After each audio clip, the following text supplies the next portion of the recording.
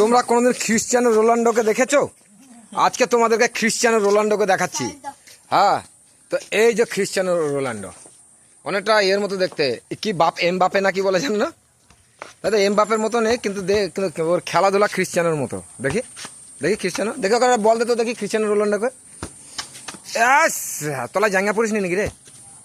হ্যাঁ, আমার তো মনে হচ্ছে ক্রিশ্চিয়ানো রোনাল্ডো তলাতে মনে হচ্ছে প্যান্ট ফ্যান্ট পরেনি।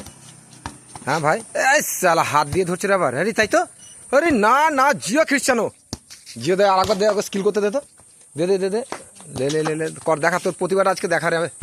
তাই তো, বাহ বাহ, তাহলে জঙ্গলে পাঠিয়ে দিচ্ছিস কেন? হ্যাঁ, তো ক্রিশ্চিয়ানোর অনেক প্রতিভা আছে। ও স্কিল করতে করতে প্যান্ট খুলে দেয়, আবার গেঞ্জি খুলে আবার পরে নেয়। আবার ওইটা করতে দেখি, ওই যে যেটা গেঞ্জিটা খুলে যেরকম ভাবে, এটা দেখি দে কি। হ্যাঁ, এই তো হ্যাঁ, হচ্ছে এই তো। আরে না না, চলবে। সত্যি তোর মধ্যে একটা ট্যালেন্ট আছে বুঝলি। হ্যাঁ হ্যাঁ হ্যাঁ, তোর ডেনে বল পড়ে গেল কেন? হ্যাঁ, প্যান্টের ভেতরে ওর ট্যালেন্ট আছে, দেখাবে একসময়।